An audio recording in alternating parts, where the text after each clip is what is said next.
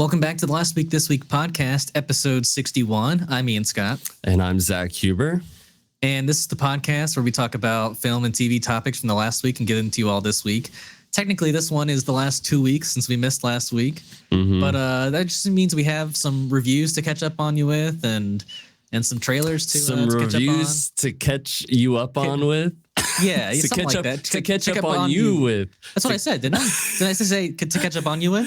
To check up on you with. To catch up on you with. To catch up on you. Yeah. It makes sense in my head. It's okay. I created a whole new word this past weekend. Destroyal. That is not a word in the Merriam-Webster dictionary, and I called for the destroyal of a shed. The destroyal instead of destruction. Yeah, that's a word. It sounds right. Right? It sounds right. Thank you. Yeah. Anyways, so we have some topics. So we can't talk today. So we have some topics today. We got two trailers. One is the Venom: The Last Dance trailer, and then the new movie from Spider-Man: Homecoming trilogy director Jon Watts, which is Wolves with Brad Pitt and George Clooney, and the woman who played Jan, Amy Ryan from The Office. No, Amy Ryan who played oh my gosh, Holly on The Office. Holly, okay, one of Michael Scott's girlfriends.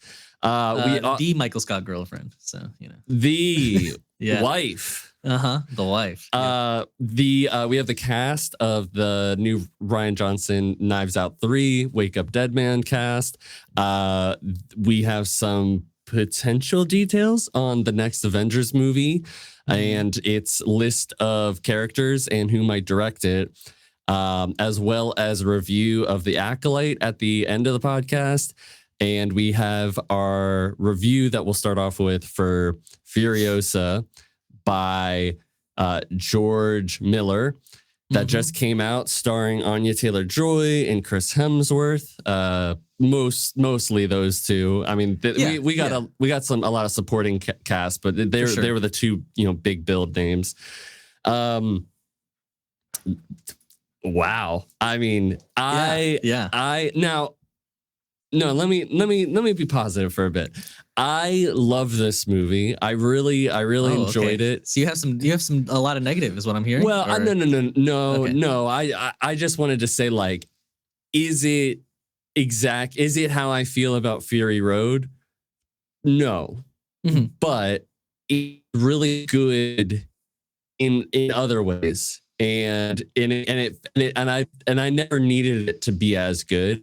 But I really like this movie. I was really surprised by a lot of like how they told the story. Yeah, how it was structured. Yeah.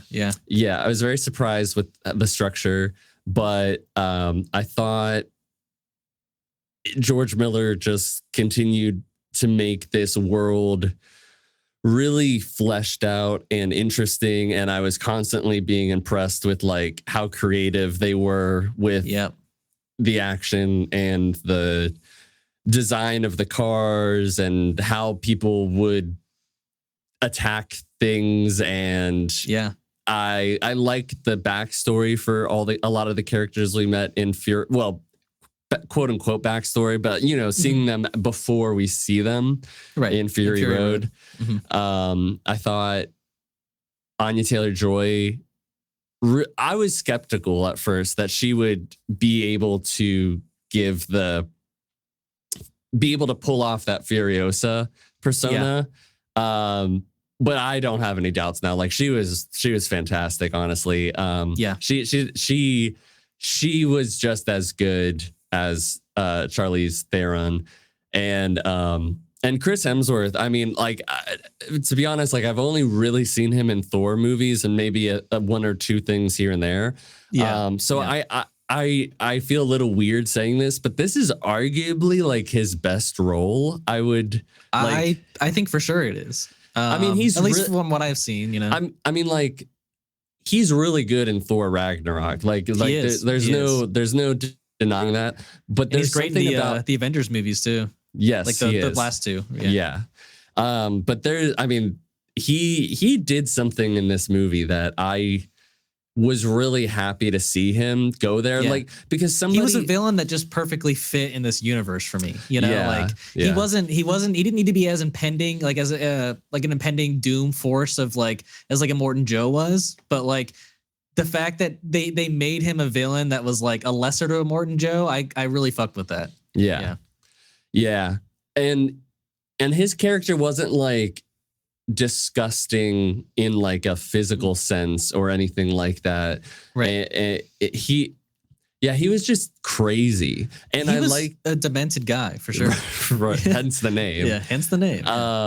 But I really like that somebody who's as traditionally attractive as Chris Hemsworth. Yeah, and pulled off the unattractive and look. and one and usually does like the action movie kind of role. I mean, he had plenty of action, right? And he's funny as Thor.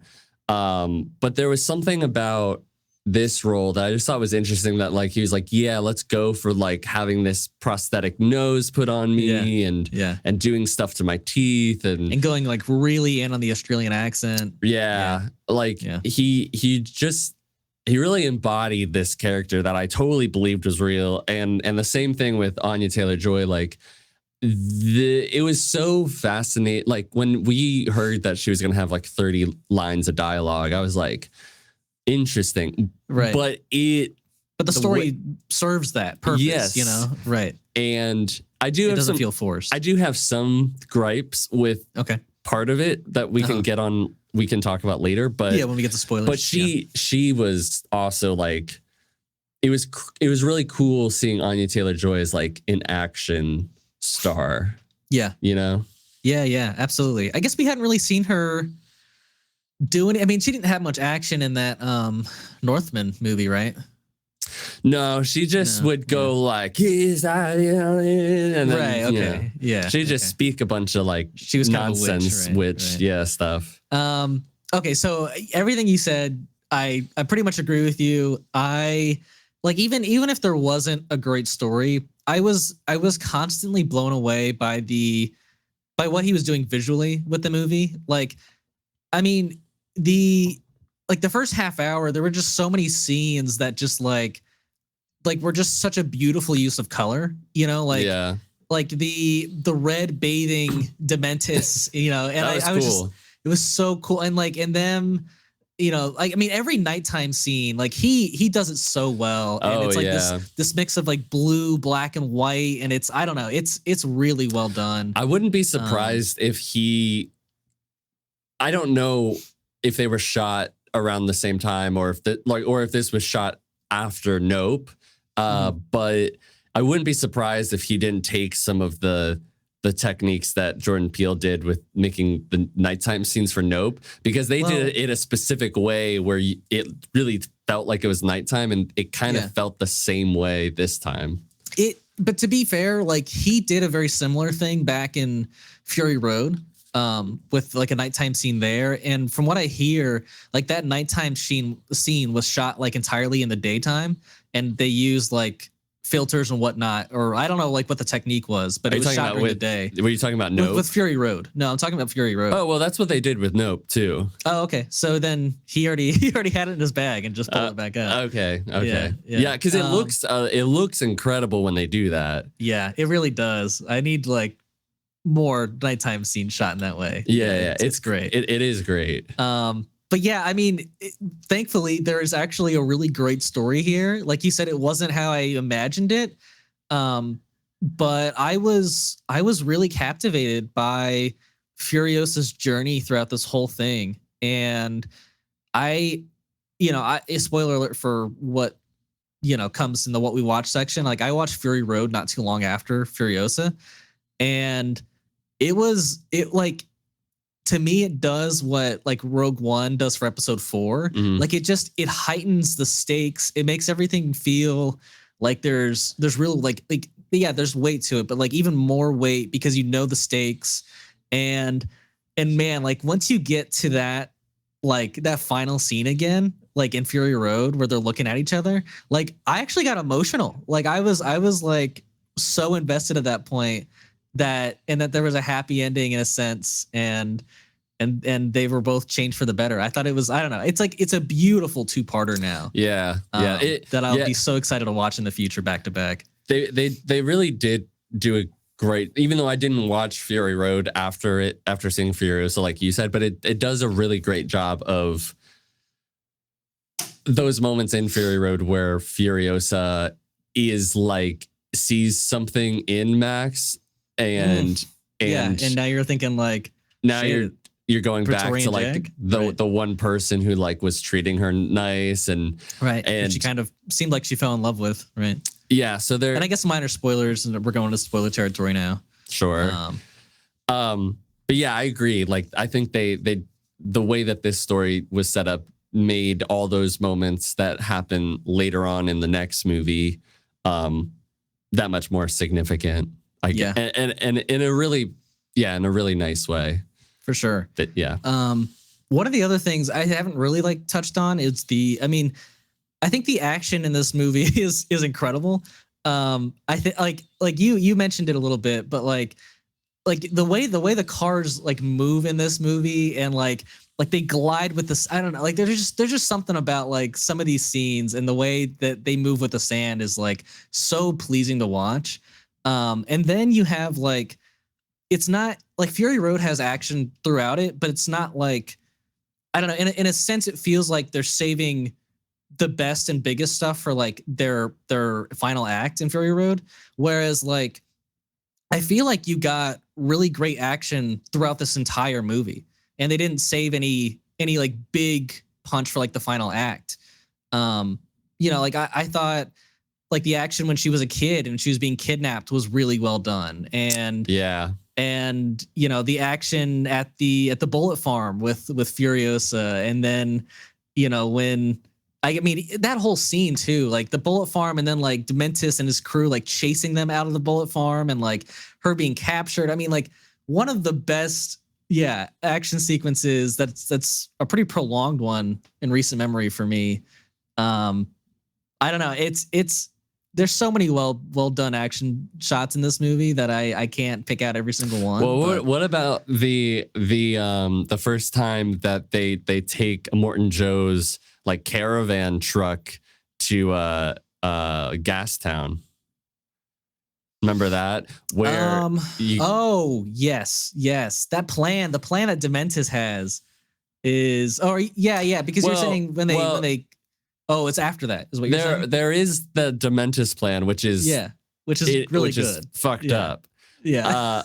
But I'm talking about the one where when Furiosa is still pretending to be a guy and Praetorian Jack is in charge of the rig. You have all the raiders come after them. And so what's funny to me about that is that like I think it's a good action spot because you have the Octoboss. I think that's when he comes in and it is fucking with that caravan, right? Yeah. I think all of that's great, but I that was the one point in the movie where I was like, where are we going now? I didn't really know what the direction was, and it felt like an action scene for action scene's sake.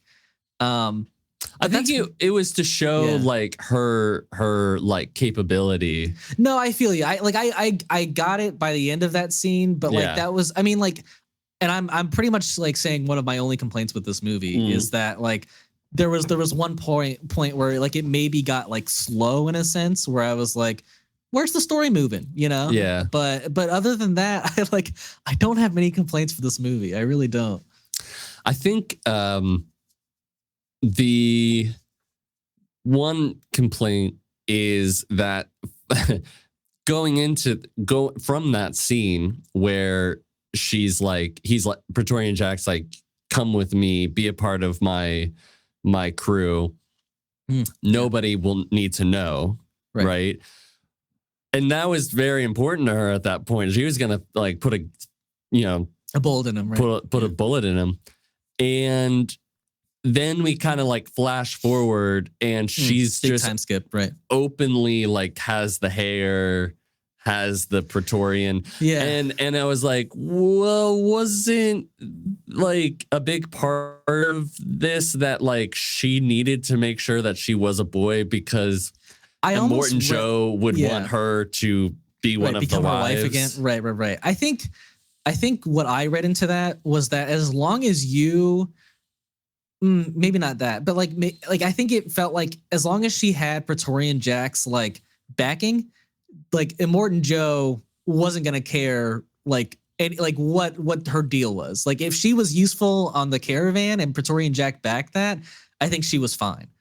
I do agree. It's a little one of those things sloppy, that was like really important to the story up until that point, and then it was like, don't worry about it. You know. And then she kind of shaves her head just as like a symbolization thing, not like a hiding yourself thing. Yeah, there is a lot of symbolism in this movie that I liked, but some of it I also didn't completely understand. Like, I know there's some sort of symbolism going on with like the first time that she cuts her hair and like has it as a wig, and then that creepy dude was gonna do something to her terrible, but then like it gets, and then there is a great visual. That was a great visual storytelling when the wig dropped and then the years go on and it grows out.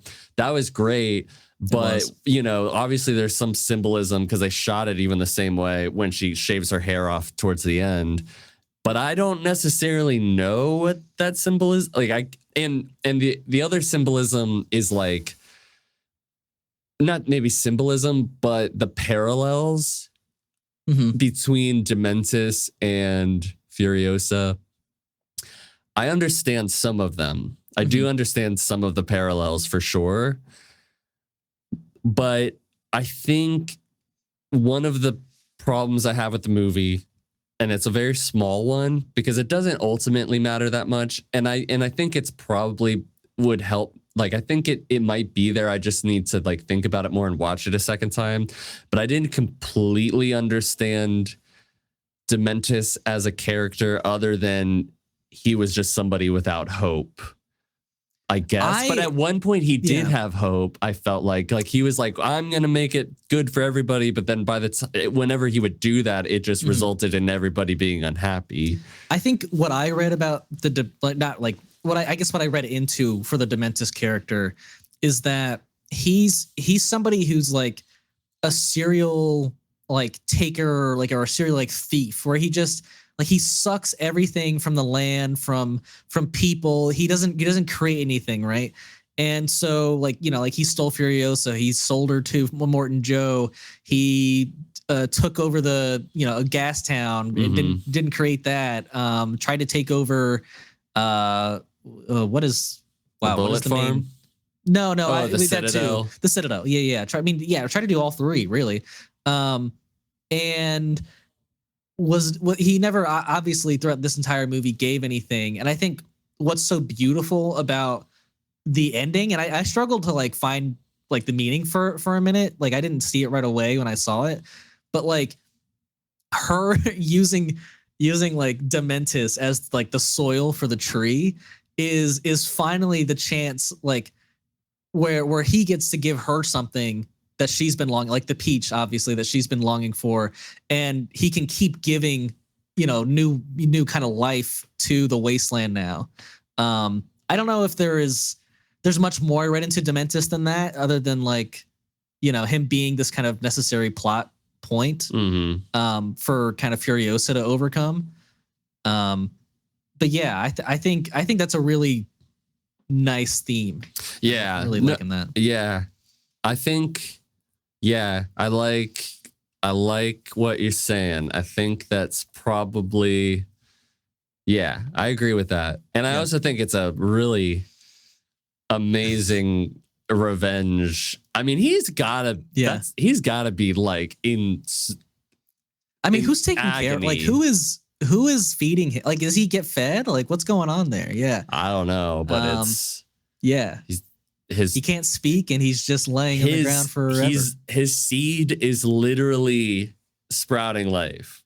Yeah. Yeah. It's pretty gross. I will give it that. It's pretty fucked up, but it is. But it's like the most insane and coolest revenge like endings that I could think of. And like speaking on the ending, I do really love the fact that we didn't have to sit through the entire like 40-day war.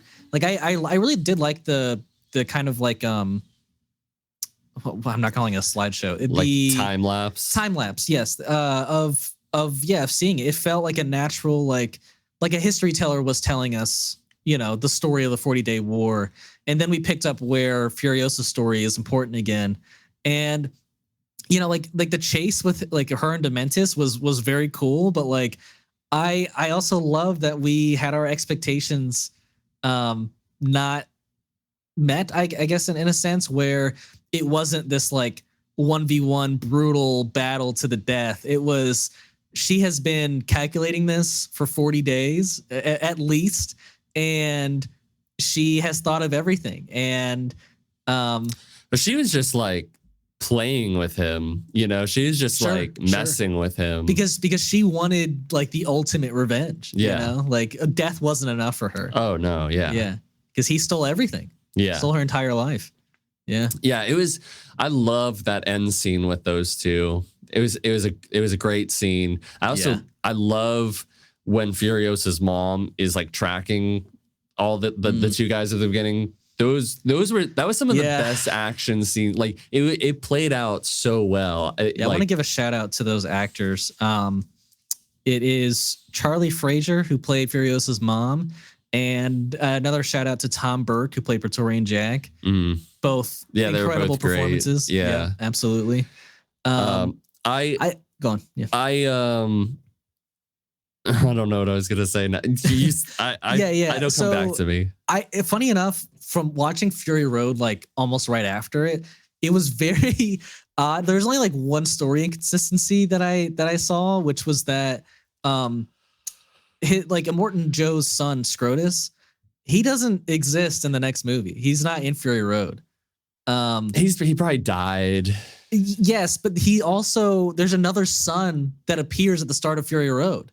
And I don't know the name of the character, but he's like he's like a little person in this chair who's like looking into and I'm like, well, why wasn't he ever mentioned in Furiosa? But I'm like, all right, well, maybe like in my mind, I'm like, that's just one thing like the storyteller got wrong, like between stories, or whatever you want to call it. Yeah. Maybe. Yeah. But I just thought that was funny. But I was gonna say, because I didn't remember Scrotus. No, I remembered Rictus, but so unfortunately, it doesn't seem like the box office for this one is doing super hot. I don't know if you've seen the numbers or not. I've heard that it's not doing well. Yeah, I mean, at the best, from what I've heard, it's like broke even at this point with the budget. So it's not even like anywhere close to making a profit, which is really unfortunate. But if it breaks even, like there's still like potential to do another one. Yeah, but like from what I hear, they just removed it from a ton of theaters. Yeah, and it like it's not even close to. I don't think it's close to breaking even for like a profit standpoint. I think it just broke even with the budget. Like they haven't even like it's not even counting like marketing and all that. So it's got some work to do to even break even, I think. And it's really unfortunate because I don't know if you had heard of like his plans to make a third movie in this.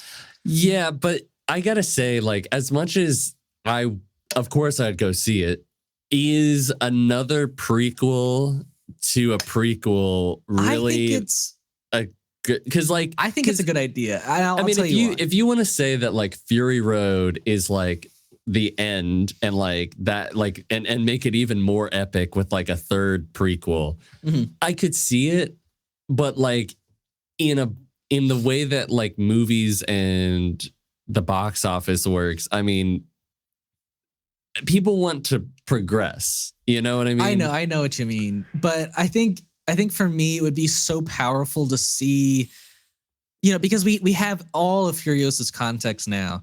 I think it would be really powerful to see why Mad Max was like literally just trying to survive in the beginning of Mad Max. Like he didn't care about anything else. He's just like, I'm reduced to my survival instinct right now, and that's it.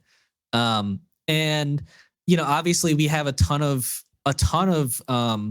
references to I'm assuming it's his own kid in Fury Road, where he keeps seeing a kid that he didn't save. I'm assuming it's his own, but well, no, maybe it's not. The theory is from that there was a kid either in Thunderdome or Road Warrior.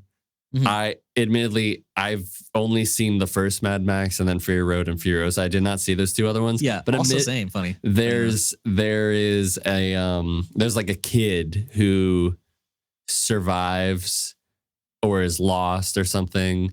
Mm-hmm. And some people's theory that I've heard is that is not actually Max. That is like that's the kid. Interesting. I don't know. But then who's the new kid that's in the visions? I have no idea. Yeah, right. I don't know. I think it would be very cool to see all of that. I think like you don't necessarily need it, but I think having both like Mad Max and Furiosa, their own movies before Fury Road, like understanding their full context, then it just like combining to meet in one finale. That's so cool. Like I love that. I do think. Yeah, I mean, obviously, I think it would be cool.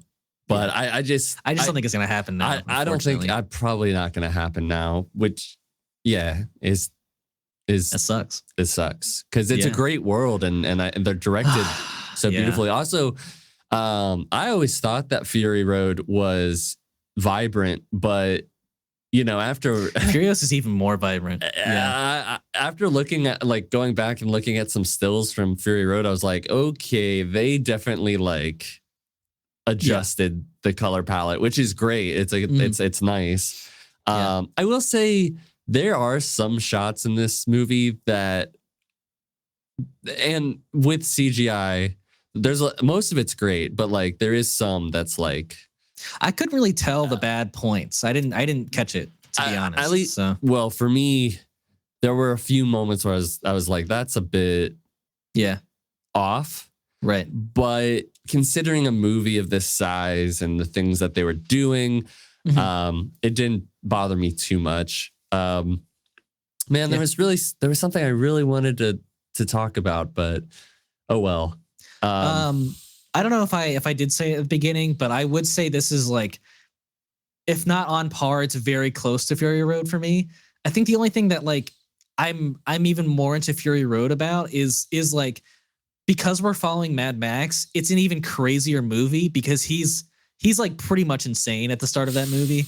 And I mean, you just get this so much frantic camera movement when you're following him, and you get these crazy visions. And I don't know. I think it adds to the atmosphere even more of Mad Max, where we didn't get really any of that in Furiosa. But and Fury Road has that just amazing half-hour fucking action scene at the end, which is amazing. Yeah. I mean, also, by the way, we got the Doof Warrior for a bit, which was great. Yeah, we did. The fucking Morton Joe's trailer, when they honk the horn, it's like a guitar chord. Yeah, so great, so sick. I think just overall the designs of they had the flying the Octobus bikes. Yeah, those were not great, even dude. just him, but the other dudes. Yeah, his crew. Yeah.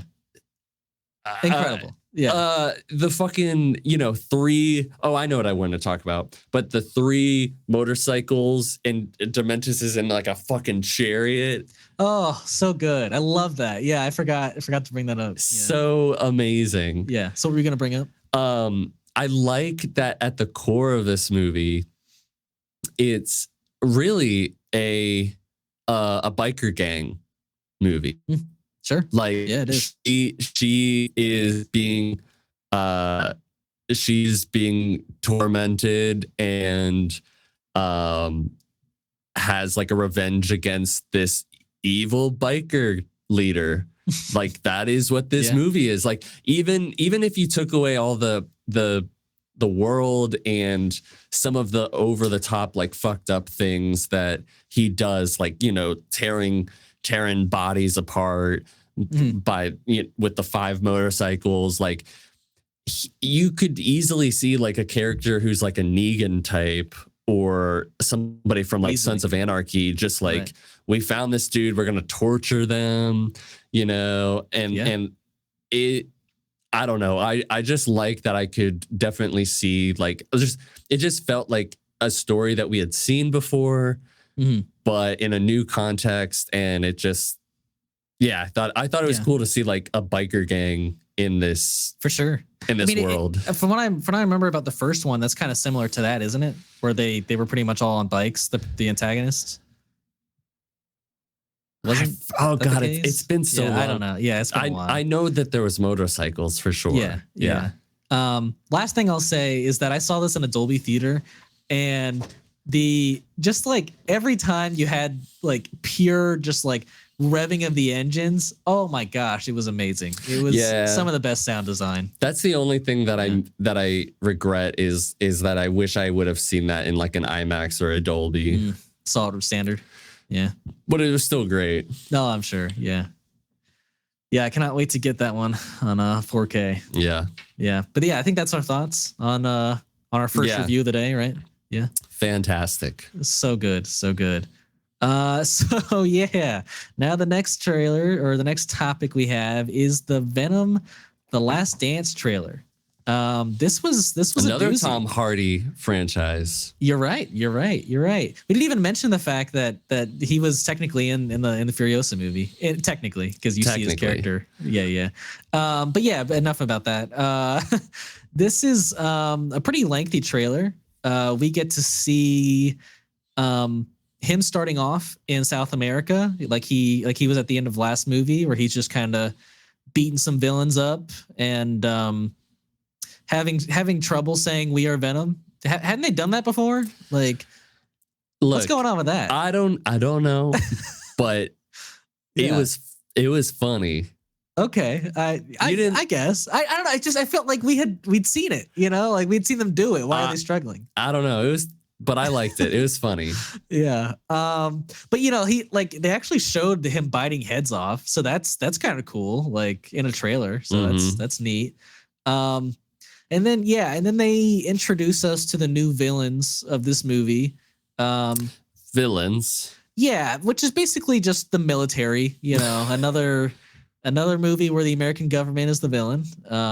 Which, to be fair, it's fine. It's fine. But I think it's tiresome in these like I don't know. I just think I go back to Transformers so much, where they like.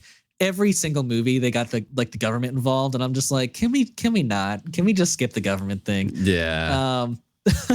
But so I kind of got those vibes here. And I don't know if you noticed, but the guy who's playing the main military dude, Chiwetel Ejiofor. Yeah, who plays Mordo in the MCU. So there's something that Sony's not accounting for. That's cool.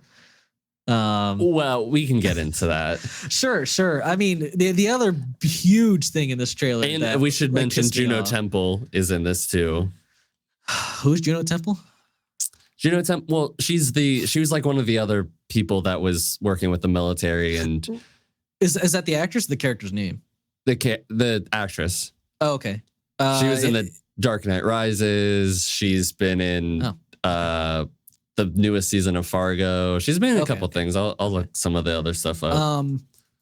But the other big thing in this trailer that they show the military doing is they show the military at the bar that Eddie was at the end of No Way Home. Right. Scooping up the Venom symbiote that they left at the end of No Way Home. Right. So yeah, that's how. How is that possible? So I don't know. That's that. Like, yeah. So that is definitely. I don't know, Ian. It's gonna bother me. Like, no. Now, here's the thing. I think it could be calculated, because that is going to get me to see Venom 3. Funny enough, to like know the answer to that. But that I don't know. Maybe they just made a mistake. I don't know. Yeah, either they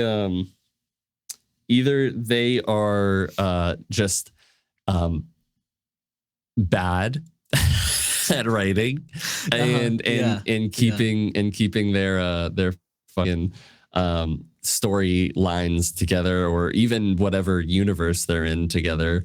That'd be nice. Or we're multiverse jumping somehow in this movie. Who knows how? Would the military be like multiverse jumping? That's crazy. Or maybe it's actually Mordo who's multiverse jumping, and he's posing as, which would be wild. That would be a wild turn of events. That would be wild. Or what I think it is that Sony just doesn't care. They just don't care, and they're just unbelievable.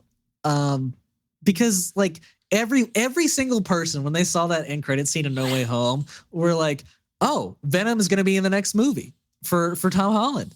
But now it doesn't seem that way if they're cleaning up, like that. Well, the thing that ends that thread. It's so interesting because it's like, so was Tom Hardy's Eddie Brock, like, was he in the MCU?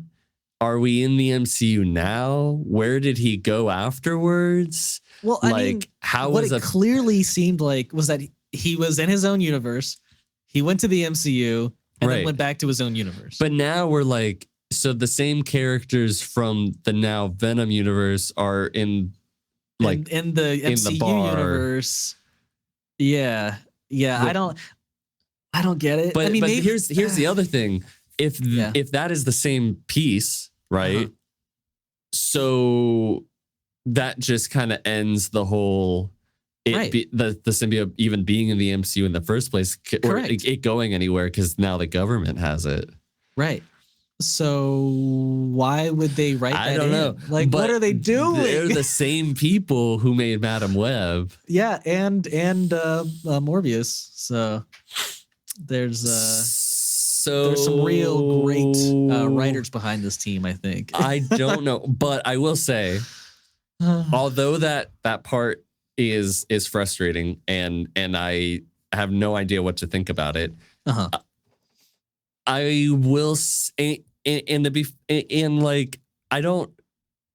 I didn't hate this trailer. I didn't hate it. No, I kind of liked it, to be honest. But I'm not crazy about Venom's people, or whatever you want to call those things, are coming to Earth. Yeah, like the creatures that, like the one creature that was on the plane. Yeah. It's funny, the mouth, like when the creature opened the mouth, it reminded me of that monster at the beginning of Guardians of the Galaxy 2. Oh yeah. I don't know if you remember that. Yeah. But like the rest of the body doesn't match at all. But it's a badass looking creature. I'll give it that. Like, it's kind of cool. Yeah. I mean, and I don't really like the government side of stuff. Like, no. I guess I'm just like, okay, well, I guess if we're gonna go out with a bang, like, might as well get it to be this world trot.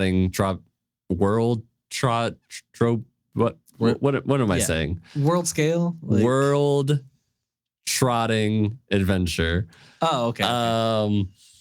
But although I'm not in love with any of those, I still like this trailer, and I still I'm not expecting it to be good. And I did think the horse turning into a Venom, that's the best part of the trailer. Was incredible. That's great. Do more of that. I love that. Yeah, I really did love that. It's badass. Like, there were multiple things in this movie I was like, badass. Yeah. That the trailer, I should say. But so I'm sort of excited. I'm minimally excited as I could. I'm still because I remember I saw the Carnage trailer. I was like, okay, all right, this could be good. And then I was severely disappointed. So I don't know. I'm not gonna sit here and say this is gonna be the best Venom movie, or wow, but what a way to. It could be, to be fair. The other two I haven't been super positive. It could be. So. I mean, I am genuinely interested in the fact that they got Juno Temple and Chiwetel Ejiofor to be a part of this movie. Yeah. If I'm okay, well, there must be something there, I guess. Right. Yeah. Other people I want to mention. I could never. I've never known how to pronounce his name. The actor who played Lizard, Rhys Ifans. Oh yeah, he's in this trailer. Ray. Yeah. Could be the Lizard, I guess. That would be it could absolutely insane. Right. Yeah, it would be insane. Because then you're pretty much saying this is the Andrew Garfield universe, which is wild. It also, but knowing Sony, they might be like, no, it's not, because we got Michael Keaton's Vulture right. in it somehow. Right. Oh, it's a variant. It's a variant. That's what they're gonna say. But they also showed a very small scene of what could possibly be 10-year-old Peter Parker and his aunt and uncle. The aunt is an actress I've seen recently who played the possible aunt is an actress I've seen recently who played the mom on Ted in the show that just came out. Yeah. So I'm like, oh, she's a prime aunt candidate. I think she could be an Aunt May. So it's very possible that 10-year-old Peter Parker is going to show up in this for some reason. We don't know yet, because none of the rest of the movie is driving towards that. So that would be really dumb. If there's some if there's some subplot about because not only do we have governments after me, we got an alien race. Alien race is after me, and also something to do with 10-year-old Peter Parker. Yeah. And then maybe the Lizard. And then fucking Dakota Johnson comes and talks to, If she shows up in this movie, I'd walk out. I'd immediately walk out. There's no way. Walk out? There's no way, dude. I feel like it would be, I'd have to watch the train wreck. I couldn't avert my eyes if that was to happen. Yeah. At that point, you know it's over. This universe is over at that, officially. It's just, no one's going to care about anything if we're going to bring back Dakota Johnson or Jared Leto, okay? It's just not going to happen. They say this is the last Venom movie. Yeah. But is it the last movie to have Tom Hardy's Venom in it? Oh, no. Tom Hardy, just escape while you can, dude. It's not worth your career. This is your worst role I've ever seen you in. He really likes playing this character. That's a shame. I don't think it's his worst character. I think it's the worst one I've seen, in my opinion. I honestly do like him as Eddie Brock. I do think he has fun with it. I think it's a good fun time. I just think the writing sucks. Yeah. Yeah, I mean, to be fair, not a lot of people share my same opinion about Tom Hardy being bad in this role. So I don't prefer it. I don't know, man. I am not a fan of this super awkward, almost drunk seeming Eddie Brock. It's just uncomfortable to watch for a large amount of time. And I don't know. I don't mess with it. I just don't. Look, I get it. I do get it. He's not what you would think of Eddie Brock being. But as somebody who's constantly has somebody in their head being like, I want to eat people. And sure. And having to kill people and bite their heads off. And I feel like he has to be somewhat a nervous, insane wreck. I'll give you that, sure. But from what I remember, it's not like he changed. From what I remember in the first movie, it's not like he changed a lot, pre-Venom to post-Venom, Sure. But I'd have to watch it again. He definitely has his issues. Yeah. Yes. Yeah, for sure. Yeah. Well, I think that's all I had to say on this trailer. Sorry, everybody. Just bumped my microphone. But yeah, it looks decent, maybe. Yeah. Well, our next trailer we want to talk about is a movie called Wolves. This is one that is directed by Jon Watts, who did the Spider-Man Homecoming trilogy. Yeah, the Home trilogy, I guess you should say. is they call it the Home trilogy? Yeah, I mean, yeah, because it's got home in all three titles. I thought I heard people call it the Homecoming trilogy because it was not only the movie Homecoming, but the homecoming of coming back to Marvel, That's not bad. I like that. I mean, it sounds better than the Home trilogy. Yeah, I'd rather say Homecoming, to be honest. But yeah, this Wolves trailer is coming out coming out to theaters on September 20th. It's starring George Clooney, Brad Pitt, Amy Ryan, Austin Abrams, and Puna Jagannathan. If I said that wrong, I'm sorry. You nailed it. I hope I did. But yeah, the first three actors, I love all of them. I'm super excited to see a repairing of George Clooney and Brad Pitt from the Ocean's movies. Those two guys were definitely some of the best things about those. And then Amy Ryan, obviously I'm a huge Office fan and a huge The Wire fan, and she was in a good part of both. So, but yeah, so this movie is about basically it's a Pulp Fiction spinoff. It kind of in a sense has that vibe. They call Mr. Wolf to go and fix the problem. Do they call him Mr. Wolf? I swear to God, his name was Mr. Wolf, but I'll look it up. I don't remember them saying that, but yeah, you could be right. But yeah, they're hired for the same job without them knowing it, and it ends up Winston in the Wolf trailer. Okay. It ends up in the trailer that they basically get rid of this body who is still alive and has a ton of drugs on them, and so now they have to basically do something that's not in their job description. We should mention that George Clooney shows up first. Yeah. George Clooney does show up first because Amy Ryan calls him. And then it's, from what I am guessing, I think Puna Jagannathan is like the person who's like watching from the camera. You know how they like cut to like somebody's fingers? I think she's watching from the camera and is like, she's employed Brad Pitt's character. And so, yeah, I don't know what the deal is with that. Like, Amy Ryan's character's got to be in some like really deep crime stuff. She set up the whole thing. Maybe she's a pretty prominent actress. She could have a larger part in this because we just see her in the beginning, and then it's just kind of Clooney and Brad Pitt and the kid Austin Abrams is playing. Yeah.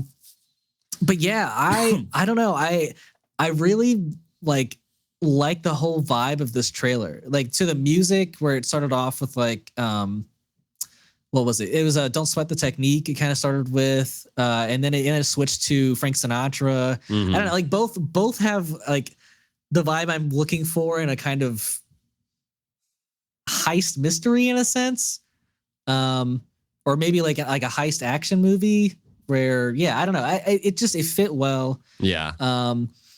The banter between Clooney and Pitt is as good as always. Like I'm excited for that. It's I don't know. It looks like a really fun time.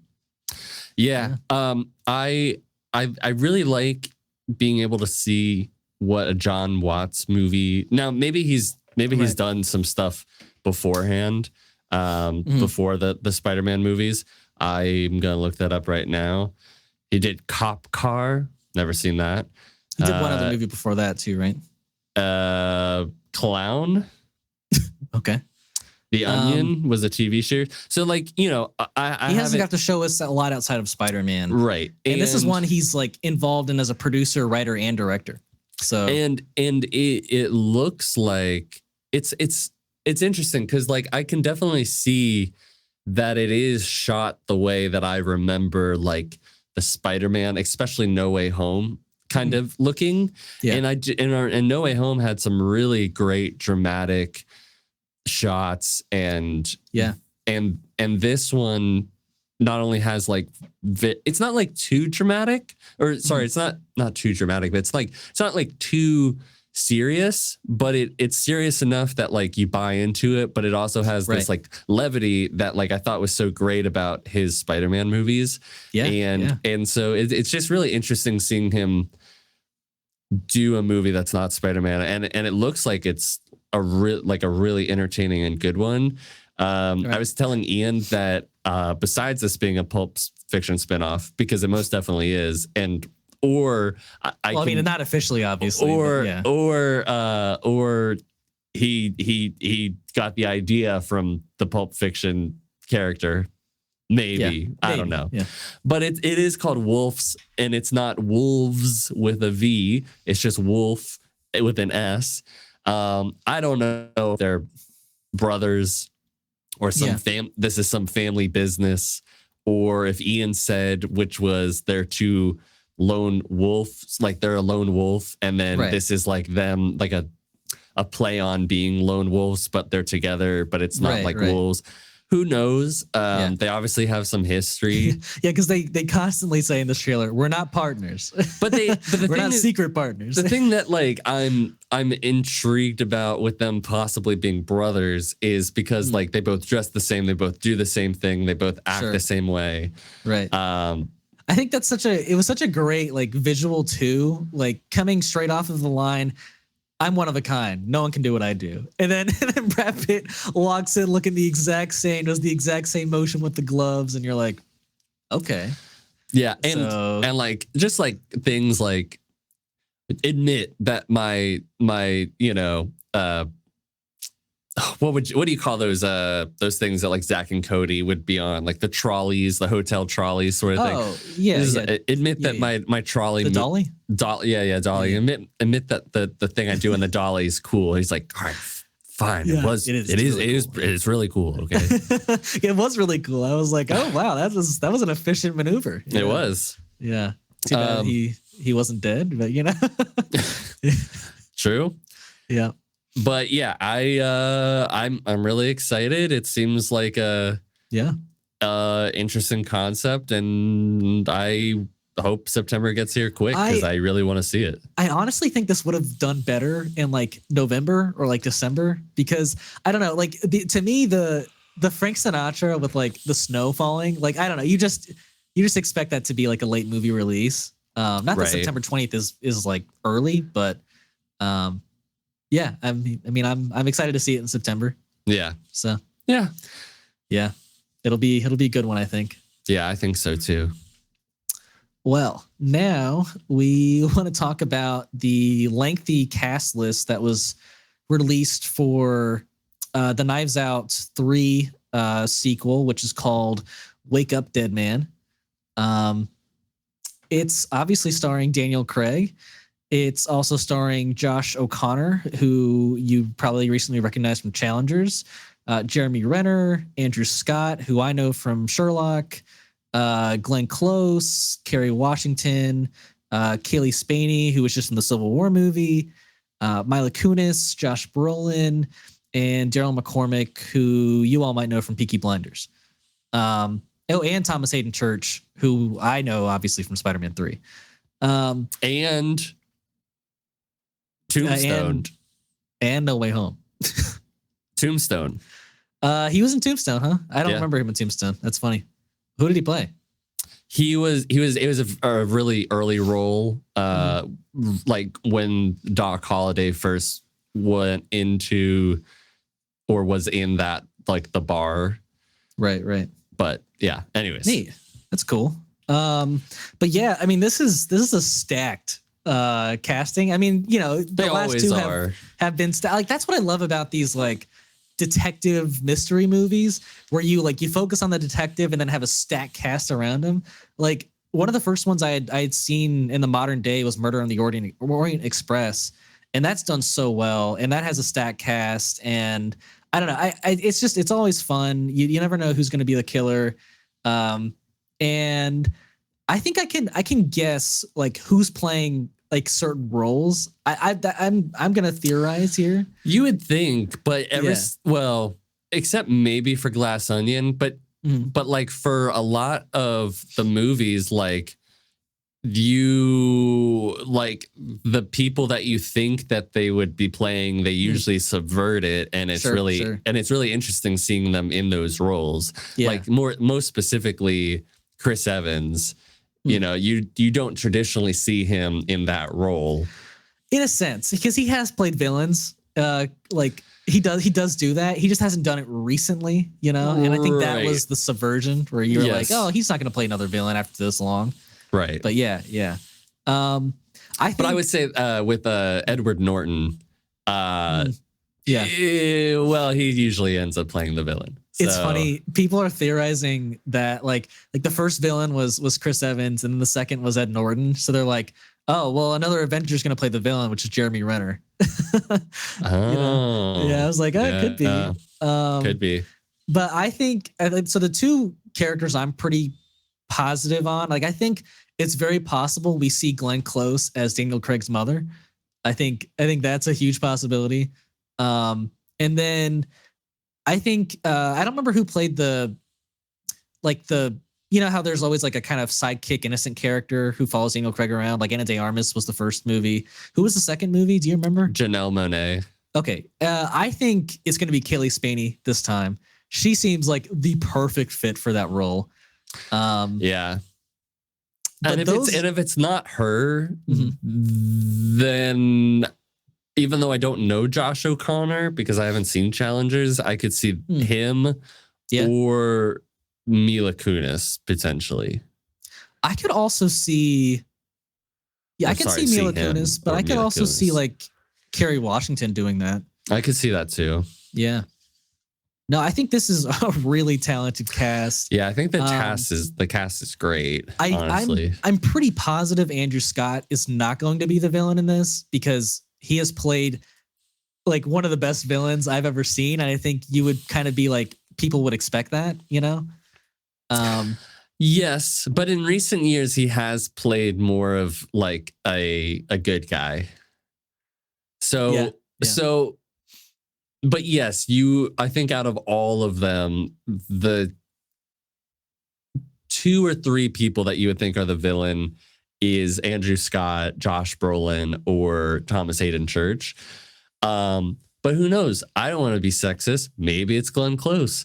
Maybe it's Kaylee Spaney. Like here's a great thing. Sure. I just rewatched Glass Onion very recently. Oh, nice. And that whole movie is such a well-crafted, like even the concept of a glass onion is the script, and that whole movie is a subversion on the whodunit mystery or whodunit movie, and wouldn't it be a subversion for the Knives Out franchise to have?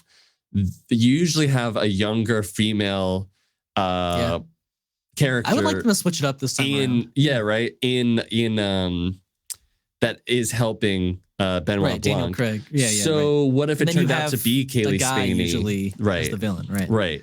Yeah. So that would be cool if it was Kaylee Spaney as the villain. I wouldn't see it coming, honestly, because she has a very innocent face, you know. Yes. Yeah. So it, I don't know, but it would be interesting to see Jeremy Renner in a villain role of sort. Yeah, because I think he would come off incredibly likable in this movie.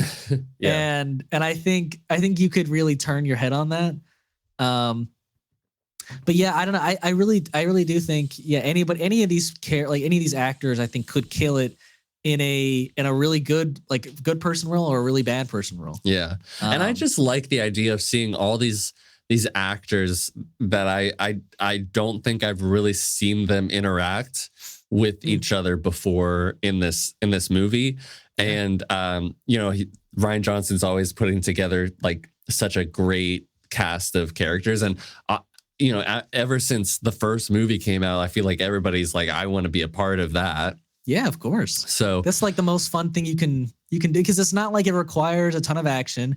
You're doing true acting, and it's an ensemble piece. Everyone's important to the story. Right. I think that's what's so exciting for them. Right. And the way that he treats characters in the Knives Out movies, like just going back to like Glass Onion, because I saw it so recently, you have conflict between Daniel Craig's character and Edward Norton, and his you have conflict not only with the group and Edward Norton that we find out over time, but we also have the conflict with them and then Janelle Monáe's character, which then we have the conflict with Janelle Monáe's like twin sister character with the group, and then her with Edward Norton. And so there's all these complex layers and they have their own like very specific inter conflicts with the other group members, and they're just written so. Yeah, I don't want to say realistically, but they've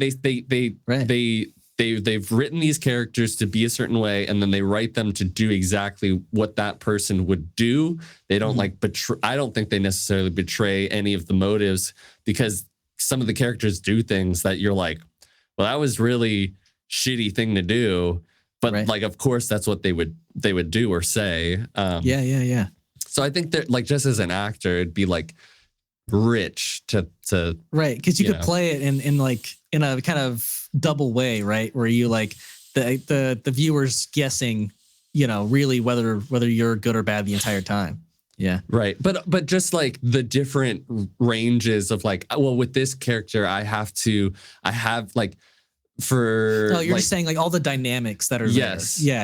I have to talk to Edward Norton's character in a certain way, where I have to seem nice, but I also have this thing going on, but I can't talk too much about it because it'll be revealed people later, and but I can then have this really antagonistic role towards this other person. Yeah. It's just interesting. Yeah. I hope he keeps making these. I hope it doesn't stop at 3, to be honest. And what's sad is that, like, I love Rian Johnson. I love what he did with Episode 8. But if he just kept making Benoit Blanc movies and he never went back to Star Wars, I could be okay with that. Like, these are just so fun, and I'm just so like, they just have so much character, and the stories are so like rich. I don't know. I'm really could have these for a long time. And not to mention that, like, all of these movie titles are just so intriguing. Yeah, absolutely. When I heard Glass Onion for the first time, I didn't really know what to think. Right. And it was baked into the story, and it was so great. And now Wake Up Dead Man, I think there's like an implied, like, there's a thing that you think of immediately, which was like somebody's not dead, but I can't imagine that it would be just that. Like, there's probably something way more complex going on. I'm sure there is, but I have no idea what that even could be. Yeah, and I mean, the teaser, when you do it, like, when you watch it, like, you see the glass onion, and then when it's Wake Up Dead Man, it literally shows a coffin. So somebody is dead. Well, I mean, usually they are, Yeah. We know that. In the murder mystery movie, somebody's dead. Right. I think 2 things I still want to bring up. One, I was a little surprised we're not getting another Hugh Grant appearance, considering he popped in the last one as his husband. I was like, it would have been nice to like see him again, but that's fine. Yeah, we don't really need it. We don't need it, but it's nice to see a little bit of his like personal life. And then I don't know if you saw, but the picture, like, I think came out today as we're recording. Yeah. Of like the first image of Daniel Craig on set. Yeah. He's got some long hair. It's quite long. Yeah.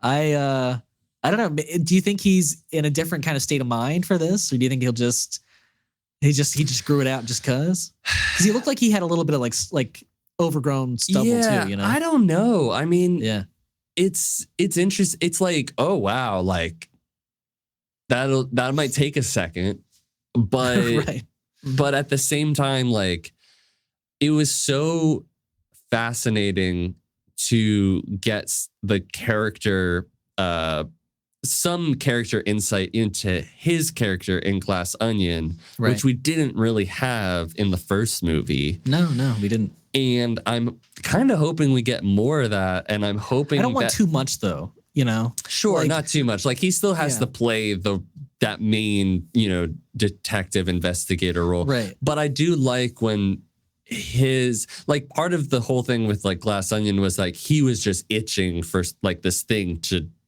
do because he was in lockdown.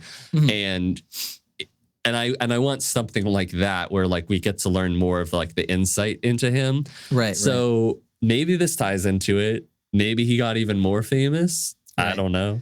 I think like why I'm worried about like going too much into like his life is because that's what happened. Like after Murder on the Orient Express, the next movie after that was Death on the Nile, and the first movie didn't really focus on his personal life like at all, just like Knives Out, you know. And then the second one, it kind of went into him like during the war and World War II. Who's like the main? I don't remember the main character's like name, but like the detective of that story. Like you follow like the detective like Benoit Blanc throughout all these movies. Okay. And they just came out with A Haunting in Venice last year, which is the third one.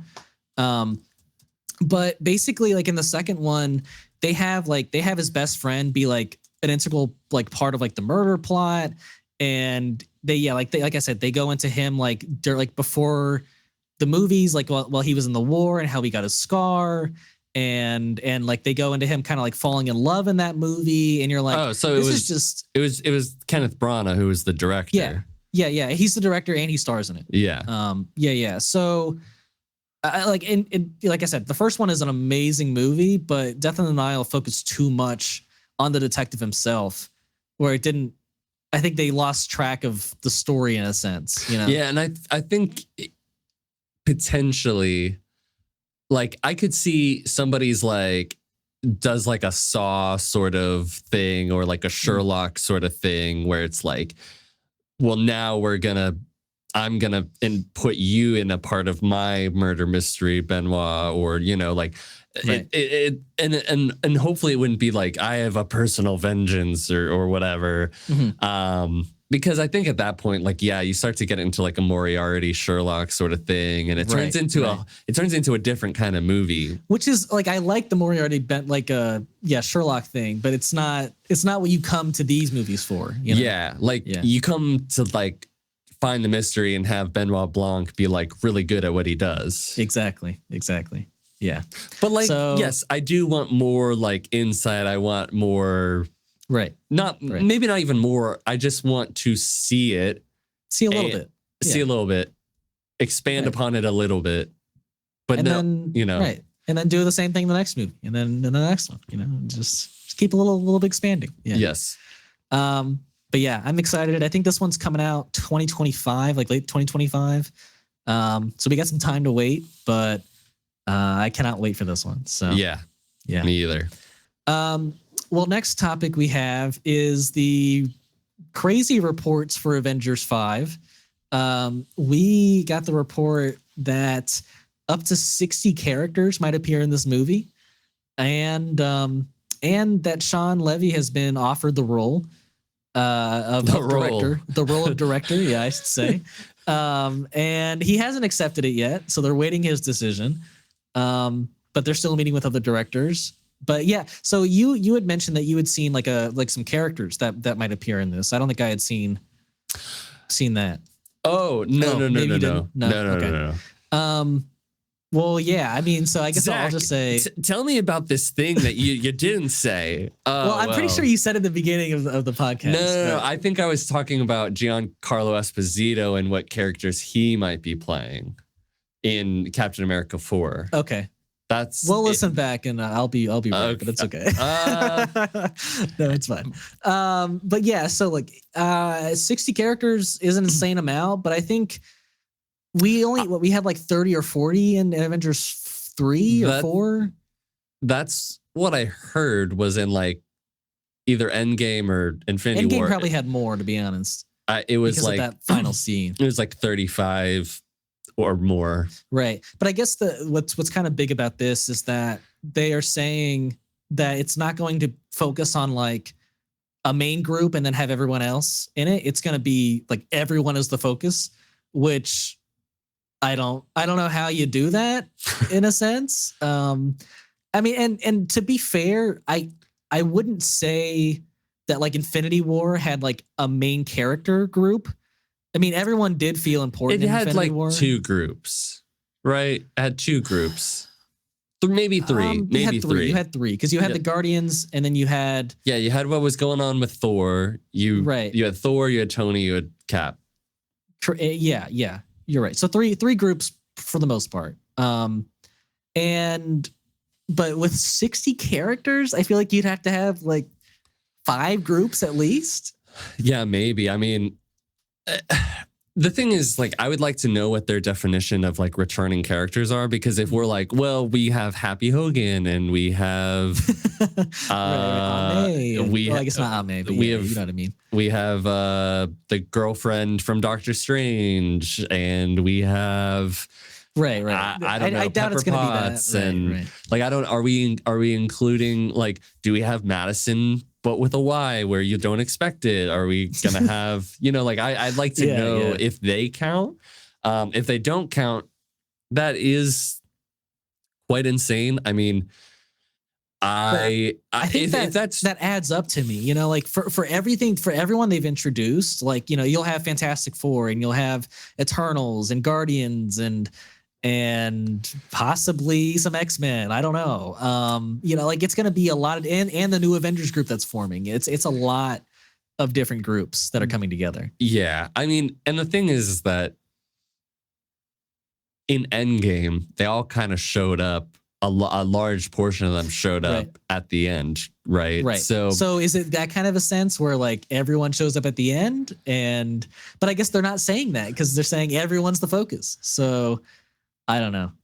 That's so ambitious. I don't know. And maybe that's why, like, we haven't heard if Sean's going to take it. Maybe this is like, I don't even know how to do this. Maybe this is part of the reason why, like, other directors have been not attached to it. Who knows? Yeah. But is he not, like, has any director been attached to this yet?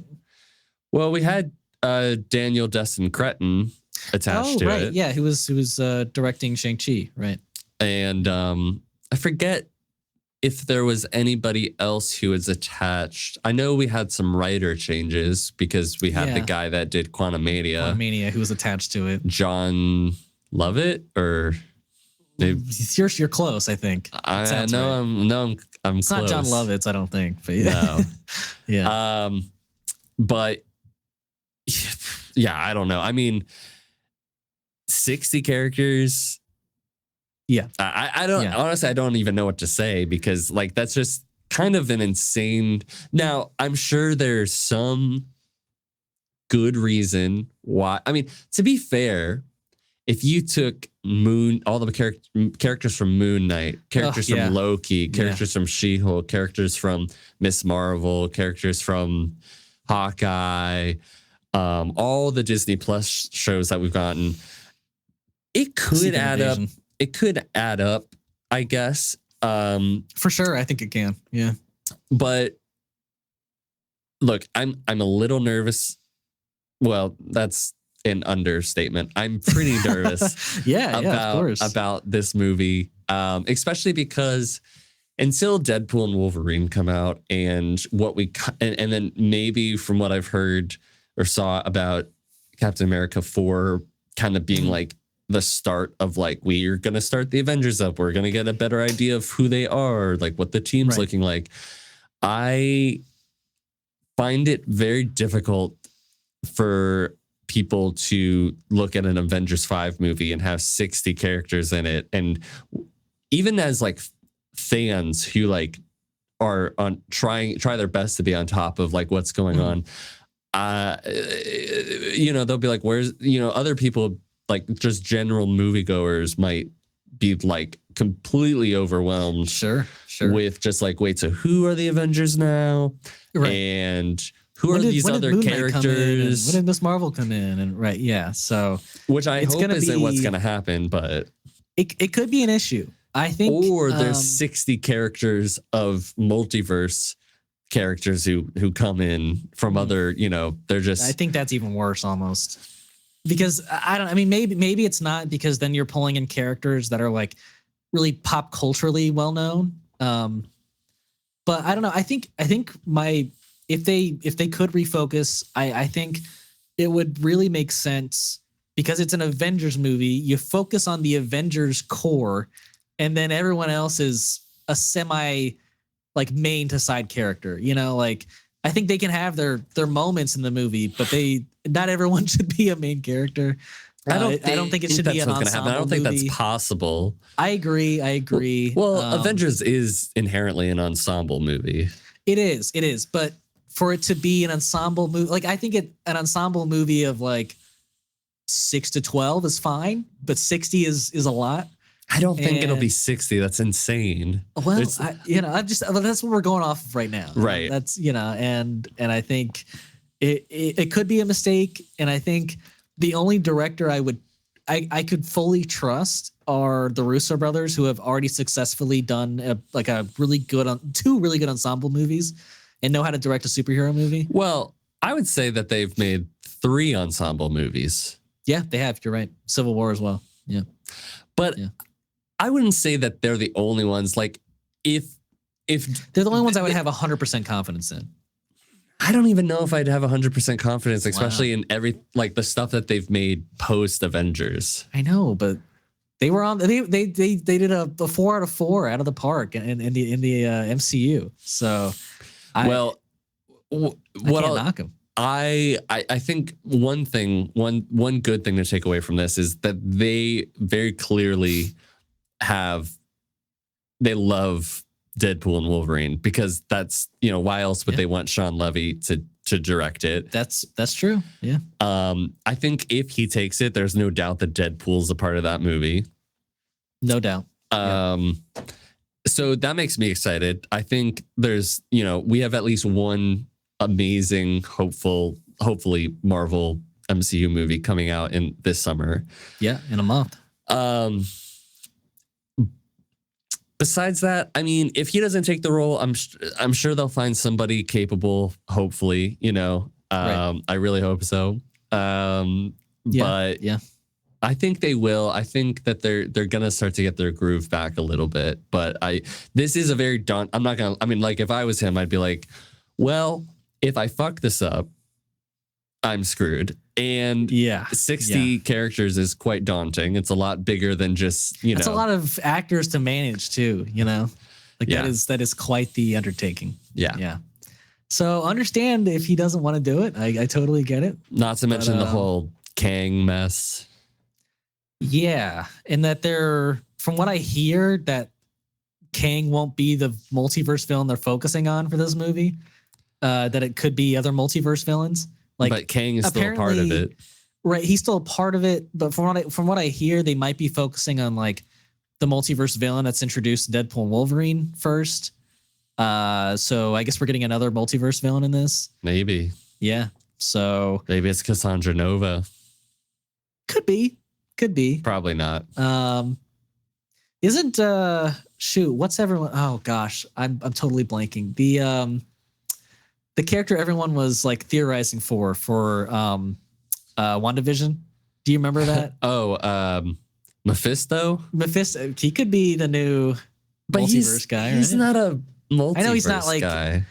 He's more of like a demon guy, right? Yeah, he's almost Satan. Yeah. He could pull some stuff out of his bag. I don't know. Yeah. I don't know. Yeah, we'll see. It's a very daunting movie. Yeah, I think. Yeah. But lastly, I think we want to go over is our Acolyte review. Acolyte came out about a week ago now, and we haven't discussed it at all. So I don't know your thoughts at all. So give them to me. So yeah, the first 2 episodes came out. I have had quite the journey with my feelings about this show, because when it first got announced, I think both you and I were like, hell we're yeah, incredibly excited. We're gonna get some characters who are Sith leaning, and we get to learn more about the Sith, and we get to learn more about what it's like to be the quote unquote acolyte or the apprentice of like a Sith dark force user. They're like, ooh, that sounds really cool.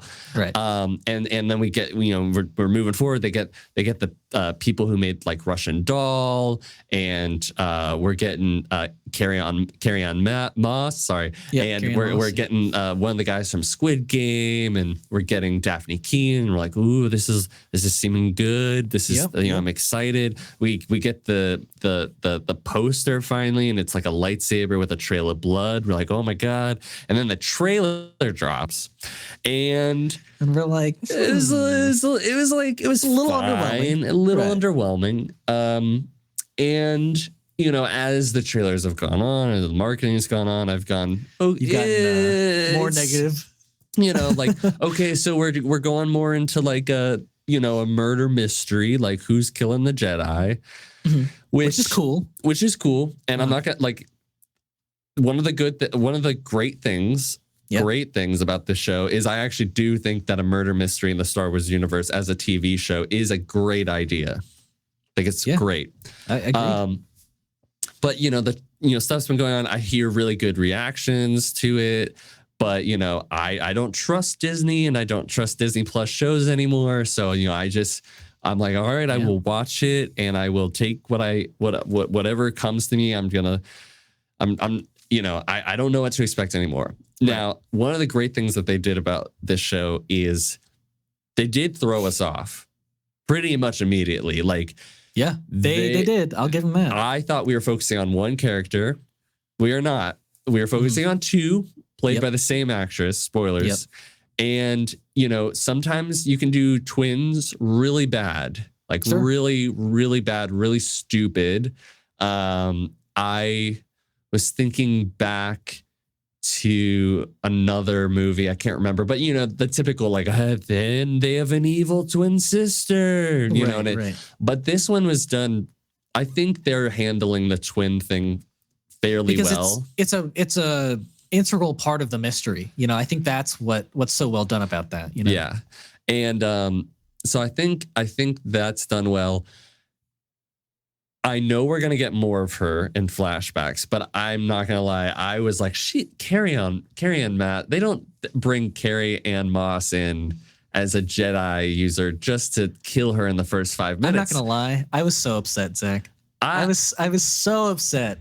Like, she had such a presence to her in that first 5 minutes. Like, she was what I really wanted a Jedi to be. And she just had a great demeanor, and they kill her. They just kill her. They do. Like, at least give us a whole episode with her first and then kill her. I do think we are going to get more time with her in flashbacks. I hope so, man. I hope so. It was bold. I give them that. It was bold. Yeah, it was. Because I feel like a lot of people maybe are coming to this show for Carrie Ann Moss, Well, she was such a big part of the marketing. So, dude, on the Disney Plus banner, she's one of the main three. I know. Like, what? Which is not to say that it still can't be that just in like flashback sequences. Yeah, it could. But yes, I agree. She was absent from episode 2, so it was rough. It was pretty. I was like, wow, okay. Yeah. But I know we're kind of like just treading through like how everything's going, but right. Like, I don't really know how we want to do this, but I will say I like the quote unquote crawl is back. That was great.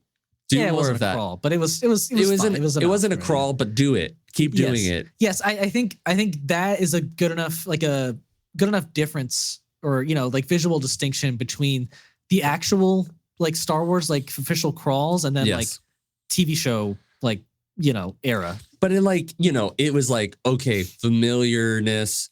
I get to learn a little bit, like there's context to the thing that I'm about to watch. It feels like Star Wars. It's a nice little thing. Just do it more. Yeah.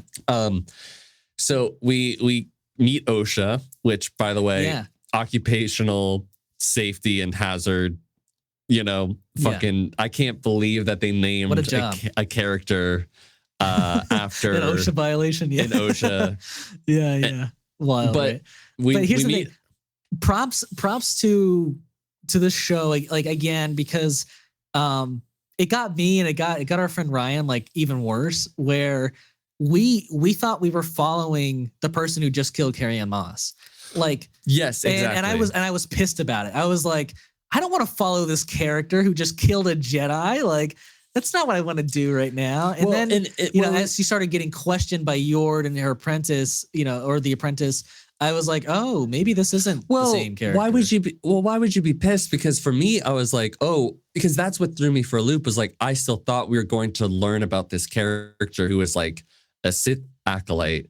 And then I was so confused because I was, Yord comes aboard and is talking to her and like there's a familiarity and like she's like, well, I was here the whole time.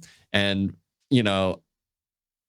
and then they get like at first there's I was even like, things that make you believe that it is her because she even says like one of the first things she says to her coworker is like, what I do on my own time is none of your business. Exactly. And you're like, oh, okay. Yeah. And at first I was like kind of getting mad because I was thinking, well, this is a really dumb, like this character must be really dumb or like, wow, we're just like jumping straight to like, well, you're in jail now.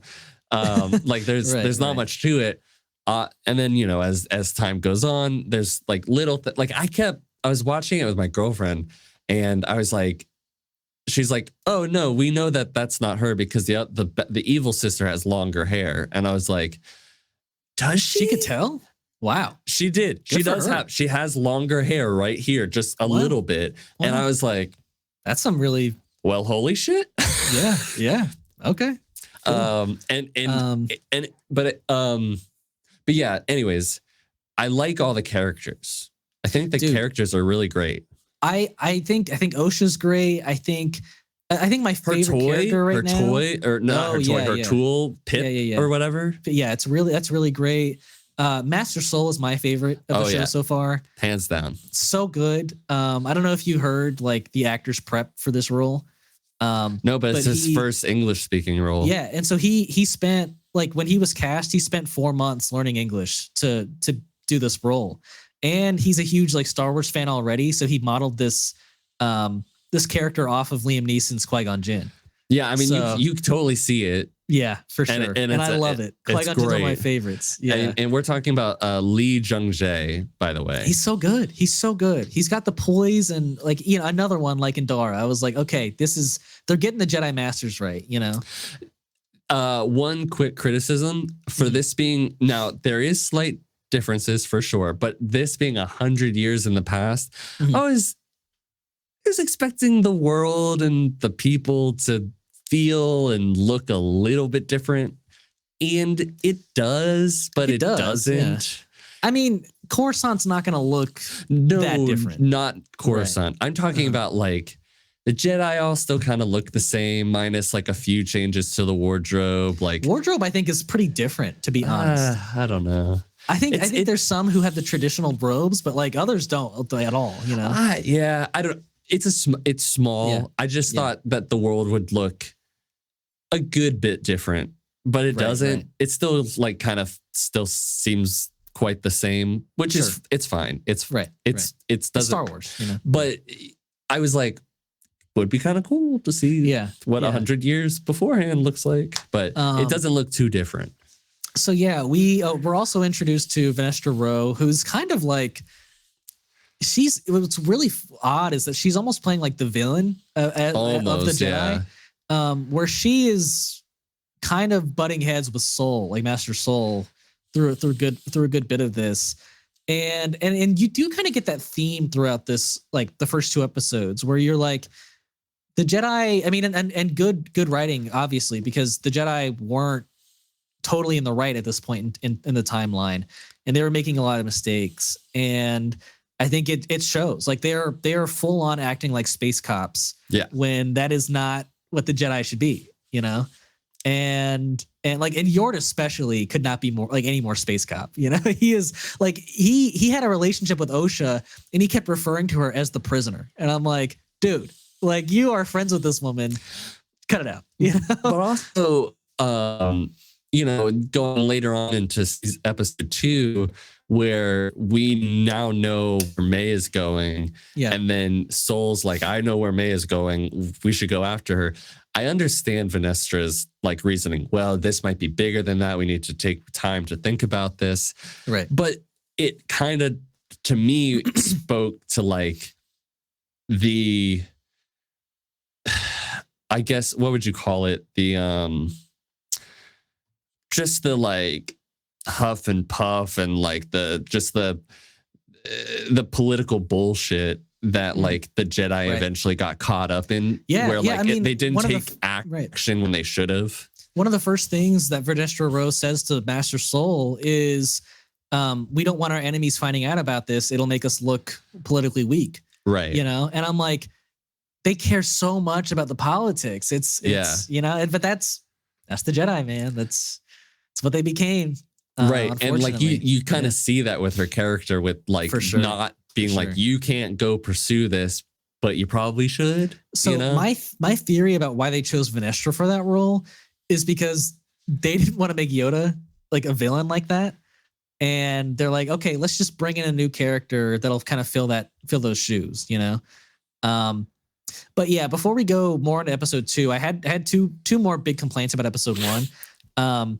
Right. I'm not even like completely, I'm just jumping around, honestly. Okay. Yeah. So basically, you know, she gets captured. She's taken into this transport ship. And manned only by droids. Yes. The droid chairs were dope. I like those. Yeah. But we have this prisoner. Right. Who can affect droids with his mind. But we have him on an all droid ship. Yeah, and we don't impair him at all. It's pretty wild. Yeah, there's definitely the Jedi didn't see that. But yeah, so like they all escape without her, and like I was so excited in that moment because you're like, what's she gonna do? You know, like the ship's crashing. There's no escape pods. Like what's the plan? And she just buckles in. She's just like, yeah, I'm just gonna but what do you buckle in for this ride. What would you do? You'd have to. I know, do that. but like. She 100% would have died. She is crashing from space. Yeah, I'm not like, you know, I'm there with you. Like straight up, I'm there with you for sure. I couldn't believe that they went that route and were like, yeah, the ship just kind of fell apart when it hit. That's it. You know, she's fine. No scratches. She's good. Well, not also to mention, I need somebody to explain to me how the prisoners got caught. Well, I guess they might have had tracking beacons on the ships. What I'm saying is the prisoners got caught. Then like insanely fast, right? Well, well, here's the thing. I'm sure there's got to be some explanation, but like to me, the way it was conveyed was the prisoners got caught. Yeah, somewhat during the same time that we're also catching up to Osha waking up. The prisoners get caught. The Jedi then say there was no survivors there. Did that happen? Because the way it was conveyed to me was that was all happening concurrently. Are we assuming that the prisoners got caught and then they showed up there later and Osha wasn't there? But then at the same time, they showed up there later after the prisoners were caught. But so they were saying, but Jedi Master Soul was like eventually went there. So I'm like, so did they miss her? Did they not see her in the wreckage? I think what they said, I think what they were saying were like, they went to go like basically go through the wreckage of like the escape pods. And I think like they were like, oh, she wasn't in the survivors of the escape pods. But I thought they said like there was no survivors in the crash of like the ship. I thought they were talking about the ship. I could be wrong. It's very possible. But you know, here's the thing. But Venestra Rose says at that point, she's like, it's very unlikely that there are any survivors. So that implies to me that they didn't go to that crash site that she was at. And that's why Master Soul's like, okay, I'd like to prove that she's alive, you know? Yeah. But she also said, oh, sorry, go on. Well, one of the criticisms I have with the show is they have really annoying editing. Oh, okay. The editing is bothering the shit out of me, and it's not. Oh, you're saying like all of the kind of the George Lucas edits? Are you saying like how it hard cuts at certain points? Well, for sure. One of the things is, I get it. It's a Star Wars side swipe. Right. I don't need more. Like I don't need one every 5 minutes. Sure. It's like I get it. They're good when they're good for some sequences. Not every single time we cut to a new scene. I think one of the most jarring ones for me was when she woke up after her dream and was like, "You'll never believe who I just saw," and then it like immediate like cut to another scene, and you're like, "That was a little fast." No, and it keeps happening. It's not just the side swipes. It's just It's the same problem I had with other Star Wars shows. Like when we had the fight scenes between Darth Vader and Obi-Wan, and then we cut back to the scene at the farm, and we keep cutting back and cutting back and cutting back, and all the scenes start to lose their momentum because we're not staying with a party long enough. Like it kept happening where like Osha would wake up, and then we cut to Jedi Master Soul, like, we're going to go to this place and we're going to talk for just a second. And then we're going to cut back to what, her adventuring out of the ship. And then we cut back to them on their way to going to find her. And then we cut back to Osha and she's in this crevice. And then they all show up. And I'm like, why couldn't we have done this? Like, why couldn't we have just stayed with Osha for a little bit? Why couldn't we have stayed with we didn't even need all those extra scenes with them on their way. It was implied that they were on their way. Right. And it would just keep happening where like all these scenes that started to have momentum would just be like edited to go to a different scene. And I'm like, oh my God, this is part of the reason why I hate these like 30-minute episodes, because they can't stay on a scene long enough for it to actually matter. Yeah. I guess I noticed it a little bit, but not to the extent you did. It just bothered me every single time I started to get invested in like what was happening. We just go to something else. Yeah, that is unfortunate. I think my other big complaint with this episode was the I don't know if you remember her saying like the reason why she didn't like escape with the prisoners is because she had faith in the Jedi. But the moment she sees a Jedi ship come to like rescue her in a sense, she like, oh shit. Right. Yeah. She runs and then she sees her own old master and keeps backing towards a cliff and falls. I don't know. It was just such like contrived drama, like for drama's sake. And I was like, what are we doing? Hannah was saying we'll get to it in episode 2, but like Jedi Master Soul was like, he knew that he had seen May's death. Right. Well, it wasn't that. It was that he was supposed to tell her that like he could have told Yord, I have evidence that Osha was not that person because she was here with me and like we've verified this. He didn't tell her anything. He was like, we're just going to this planet because we heard that there's this thing going on. But Yord's still under the impression that it might be Osha, but he like never revealed the information. It was only until Yord followed Osha and found that like Master Torben had been killed that he was like, oh yeah, no, I believe her. She didn't do this thing. But like, the thing. It was setting itself up for this drama that didn't even need to be there. He could have just told him. But from what I remember, like early on in episode 2, Yord is still like, I don't know about this. Like she's dangerous. Like she could be, like she killed a Jedi Master. And Master Soul pretty much is like, the Jedi agree with me. She's innocent, And so I thought that is kind of where that plot line ended for me. No, because he still was like mistrusting of her. That's why he followed her around. Sure. That's fair. But I was gonna say that along with things that like, it's not. I wouldn't say this is a nitpick. I think this was like, I was like, that's insane. The jump that we just made, which was on their way to go find Osha at that planet. He tells them, no, May is dead.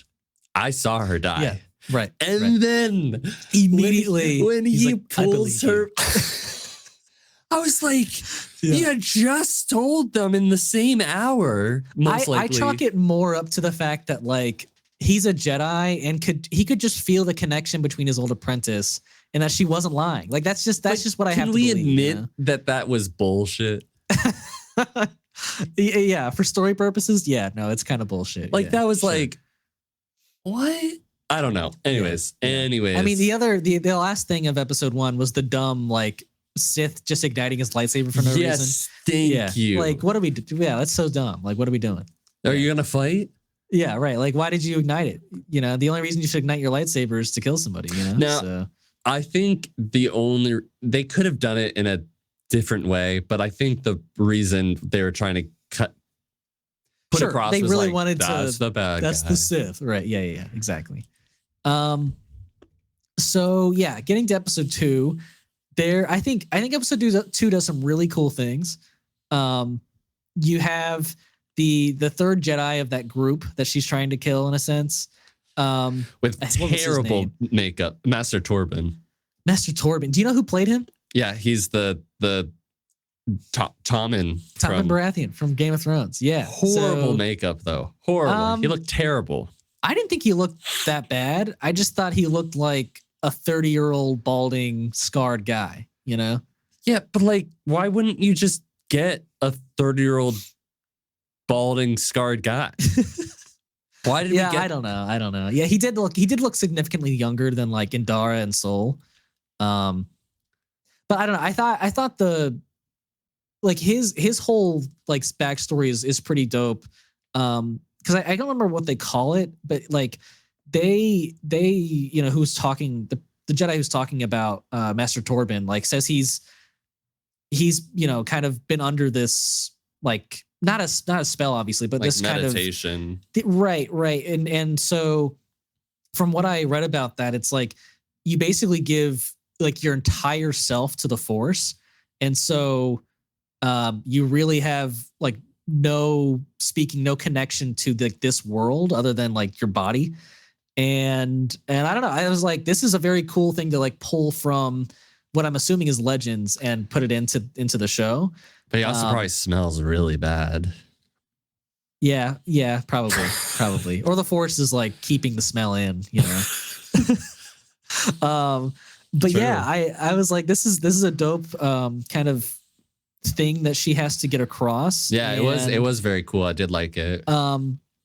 It was even cooler that he was so bothered by what had happened years ago that he was like, yeah, I'm sorry, I'll drink this poison. I deserve it. Yeah. I was like, wow, okay. Yeah, I was like, what the fuck happened? These guys really did something bad. Yeah. And I hope it's not a bad payoff for when we learn. Yeah, it better be horrible. It better be really bad. Yeah. But yeah, I thought like my favorite part of episode 2 was Master Soul fighting against May. I thought incredible performance. I was almost way better than Indara's, like Carrie-Anne Moss's, because there are things he did in this fight where I was like, that's a true Jedi Master, you know, like him just being so fast that he just shows up behind her. I was like, oh, so good. So, and then like him stealing all the blades without her knowing, he's just one step ahead of her all the time. And then Yord kind of like just pulling that knife right out of her hand. I was like, these guys are really crafting a great Jedi fight and have great moves, and I'm excited to see that. Yeah, and I like all the hand-to-hand stuff. Yeah, the hand-to-hand stuff's been really good, and I think it's not like it's forced because you have a villain who is only doing hand-to-hand stuff, you know, and so they're having to do that too, which is a really interesting thing that I like. As much as there's things that I really like about this show, there's also things that I'm really kind of bothered and annoyed by. Mm-hmm. So I'm a little like, if anything, I'm maybe like 70-30, 60-40 about it. Definitely more on the positive side of things. Yeah, me too. But like the things that like the meditation, the what did I want to say? The May having to disarm and kill these Jedi without using weapons as some sort of potential Sith sort of practice, or this is how you become you know, like I don't know what is that. Maybe that's just like like the person wants to prove something, or like that's how they want her to do it for a very particular reason. I don't know. He kind of said it at the end of episode 1 where he was like the person who can kill a Jedi without a weapon. Yeah, I don't remember exactly what he says, but it significantly weakens the Jedi, like their stance, you know? Yeah. And I was like, yeah. So that makes sense. It's like all of that is really interesting and cool, and I love that. I just want to say that, you know. Yeah. Before you get more negative on it. No. I'm not gonna be more negative about it because like I really don't. I don't think there's much. I didn't have a ton of problems in episode 2. No, I thought episode 2 is quite good, except there was just a shit ton of side swiping and editing that I was just like, God damn it, can we please stop it? I also did think their plan to send OSHA in as May was a terrible plan, because I'm like, you have no idea how she acts. Like, you can't possibly act as May, you know? Yeah, no. Like, that was a bad plan, but it was definitely, I thought it was better than Yord's plan. What was his plan? His plan was just to like straight up like go in there, I believe, and like arrest the dude and like tell like and get him to tell where she is or whatnot. But like, as much as it was a bit of a like a definitely flawed plan because like she was obviously acting really weird. At least like they did get some like audio recording that there is somebody else in charge of everything. Right. That's true. And that character, the one that like makes the concoction, and he kind of reminded me of like an Ezra Miller type person for some reason. He totally did. Ryan and I had the exact same comment. We're like, that's just Asian Ezra Miller. The more I think about it, I'm like, nah, the dude in the mask is not that dude, right? No.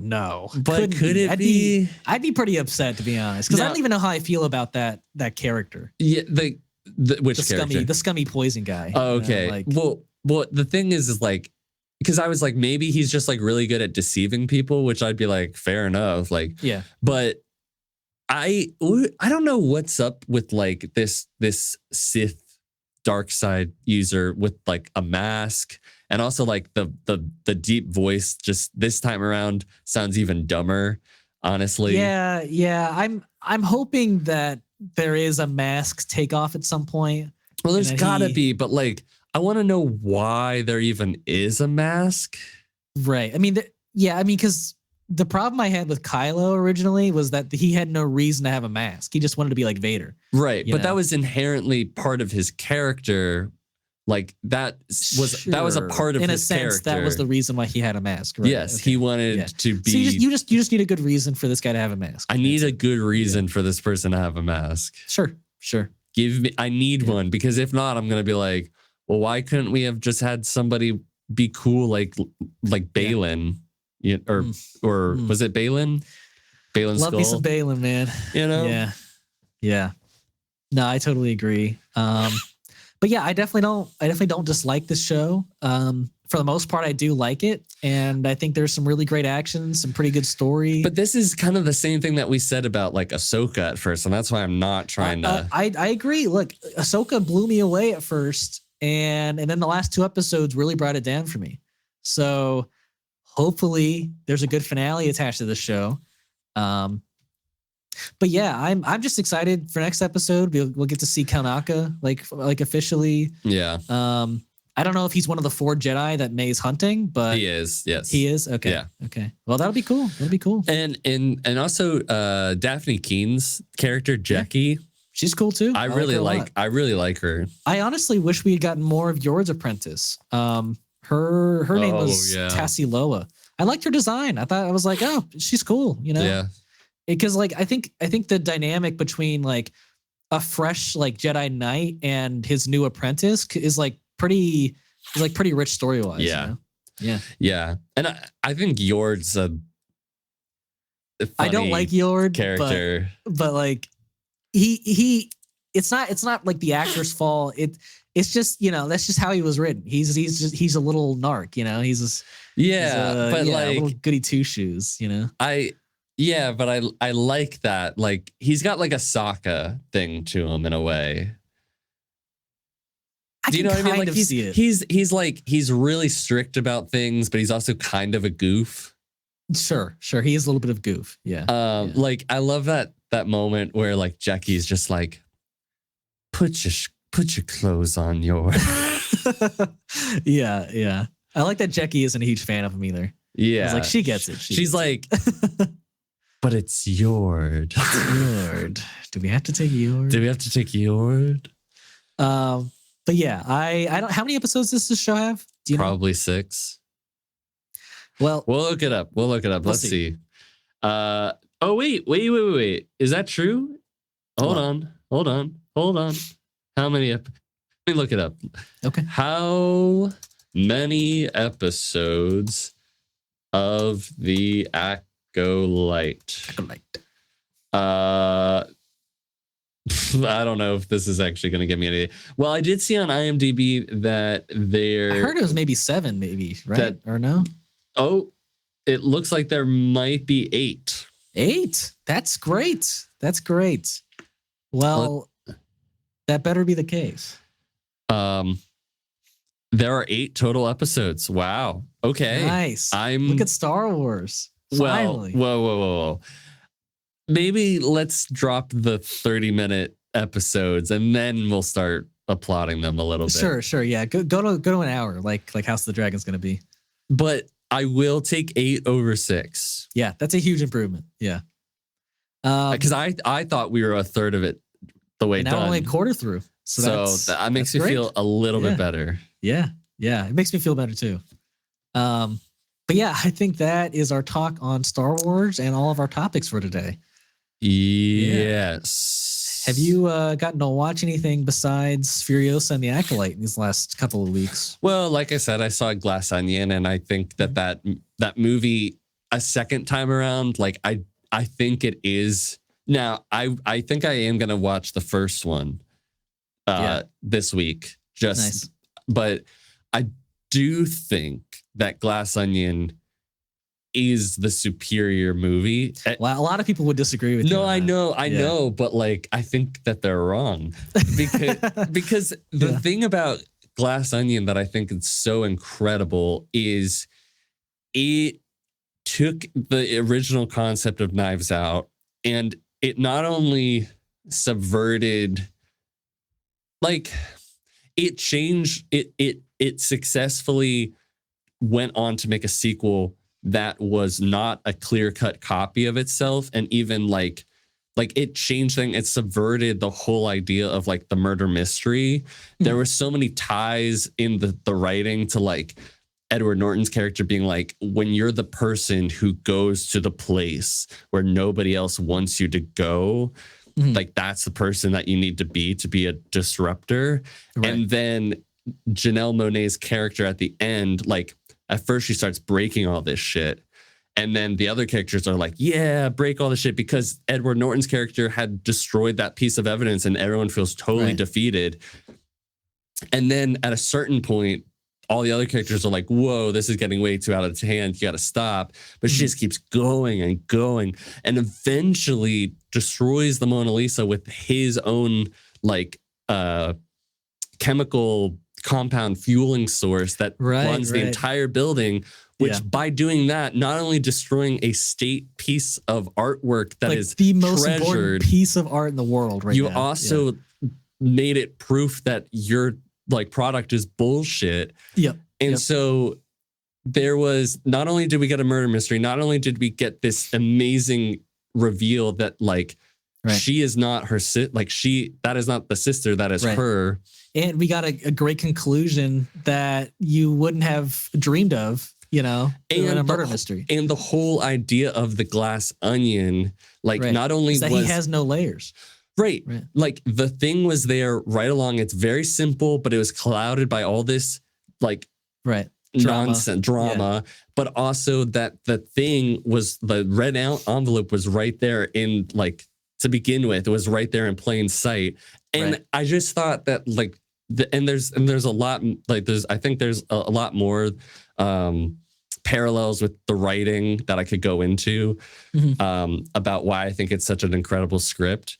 But I just don't think that, as like Knives Out is amazing, and it is like, there's no denying that it's like a classic and it's incredible. But I do think that Glass Onion like just kind of one-upped everything, and it made me appreciate how he handled episode 8, even though I still don't agree with everything with episode 8. I like the fact that he did at least do something different with the Star Wars franchise. So many, to me, there's so many layers and themes that work really well in Episode 8, which is why I love that movie. But yeah, he's a great writer. I'll say it over and over. I think that the writing for Glass Onion, and not only that, but like the social commentary that he was trying to play at, the handling of like how life was during the pandemic, like how rare is it that we'll ever get another like pandemic movie? Like everyone's like shied away from it being set in that time period, and then he's like, nah, I'll write with it, you know. He made it like a part of the story. I just think he took everything that was great about the first one and he kind of just like upped it, and I just thought it was genius. Honestly, I'll have to watch them both soon. To see if you're correct on that. Also have been watching The Umbrella Academy again. That's great. Also been trying to finish The Last of Us with Hannah. That's been great. Sick. And we finished Clarkson's Farm season 3. Nice. I don't know if I mentioned that before. And we are getting close to finishing Survivor. Nice. Good. And I gotta say, the episode we got to last night, like I was starting to fall asleep, and it was during Tribal, and there was something got said that I went, what? Like, wow. It was when Q was like, you gotta vote me out. Yes. Dude, crazy moment, dude. I was like, he blew up his entire game. I was like, are you fucking kidding? This dude just cannot handle the fact that plans get made without him, him being in charge. Genuinely, I believe him when he's like, he says it more too, where he's like, I made a mistake and it was about to cost somebody else their entire game. And he just felt like he had to be the responsible person in that moment, which I think he clearly misread the situation, and he felt like he needed to go, which is just so wild to me that he has that kind of a view on the game and all of that. But it was a crazy moment. From what I remember, they still voted out what's his name? The guy with the dreads. He has dreads, right? Tevin. Yes. Yeah, they voted out him. But yeah, there's a lot of good episodes coming up for you. I'm heard. Excited to talk about it. I heard. Yeah. That I'm itching to watch the reaction, like the aftermath of that, because I've never seen something quite like it on Survivor, and which is so crazy. I was talking to Hannah, and I was like, I don't know if there'll ever be an episode of Survivor, like a season of Survivor, that will surpass this for us now, because I just feel like we're watching insanity. Yeah. No, there's some insane stuff that's going to happen this season. But yeah, I finished Survivor since we last talked. Really good finale. Not who maybe I fully expected to win, but I don't have a problem with who won at all. I think it's a good winner. And then I also saw Kingdom of the Planet of the Apes in theaters. I really enjoyed that. I don't think it was like really as good or like close to being as good as the second and third one. But I think it's like almost on par with the first one. I think it does some really great things with the world building and making Caesar a really important like being in the world, even though he's been dead for hundreds of years. And I think the villain is a pretty good villain. There's some pretty good twists in the movie that I wasn't expecting, and I think it's a pretty decent setup for like the next two movies in this trilogy. So, yeah, it was a good one. And then what else have I watched? I think it was that, and I've watched a little more Mad Men. That you were right on the money with that, because they're really I still am like I'm like 8 episodes in and I still have no idea where they're going with this show. You just I know, but like there are things where you're just like I don't like I'm getting frustrated with like certain characters, and I'm like I don't know how this is going to play out at all. And I just kind of like, because like the next episode is not going to focus on that plot we just focused on. It's just like, okay, new week, new plot. Yeah. And I'm like, yes, but like, was it because he went to California? No, I haven't even gotten to that point. Okay. So like, I guess I'm talking about like, yes, there's like episodes that will happen that it's like a little excursion into like, but like one of the most like frustrating ones was like the like Pete Campbell, and like basically it's the second time he sleeps with Peggy, and you're like, it's Peggy, right? That's her name. Yeah. So he is just like the worst possible person to her. That most of that episode. I mean, and he has been a terrible person this whole season. And he doesn't. There's never any like. He gets his, or like he just continually gets to be a piece of shit through the entire season, and you're like, cool, great. I just gotta keep following this guy. I would say keep watching. Yeah. Okay. I'm glad there might be some payoff, but it is a slow show. It really is, and I do enjoy it, but like there are points where I'm like, bro, where's this going? Yeah. That's all for Mad Men. I think you should stick with it. I really do. I will. Yeah. From what I hear, I mean, obviously everyone loves Mad Men, so yeah. Yeah. I've been. Sorry, go on. So no, I think I'm just saying, like, I think you're starting to get it, but I think you'll like understand kind of what the show is as the seasons go on. Okay. Because like. There are like I will say like later on the seasons there are big things, like each season tends to have its own like resolution.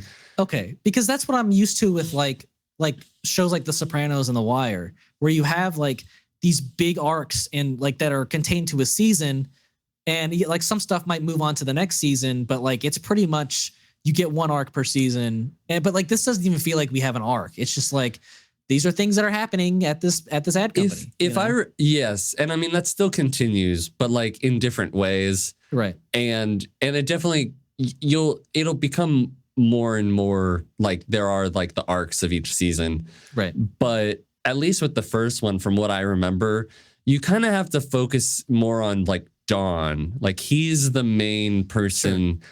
That if there is an arc to you understand, like that's it's only him. I don't know about the other. I don't remember about the other characters. But then when you go into seasons 2 and more, like then it starts. You'll see. Right. Okay. I'll believe you. I trust you. But yeah, I think that's pretty much all I've watched. Like I've been rewatching season 1 of not Mad Men, of Mr. Robot with our friend Jared. Oh yeah. Yeah, so that's a great season. It's really cool rewatching that season because like I know the twist now.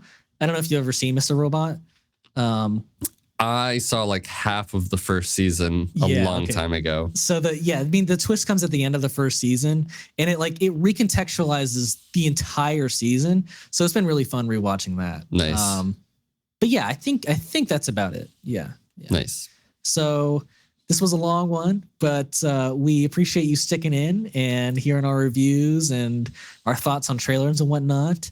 If you want to watch us in the coming weeks, we release usually on Mondays and clips on Tuesdays, Thursdays, and Saturdays on YouTube, and just the podcast on Apple Podcasts, Spotify, and Podbean. If you want to follow our social medias, the links to them are in the description below. And if you want to give us a follow, a comment, a like, a review, or a rating or a subscribe, we would greatly appreciate it. Thank you so much. Hope you like the reviews. I think we're going to probably do The Acolyte maybe weekly. Hopefully. Well, yeah, maybe. We'll see. And until next time.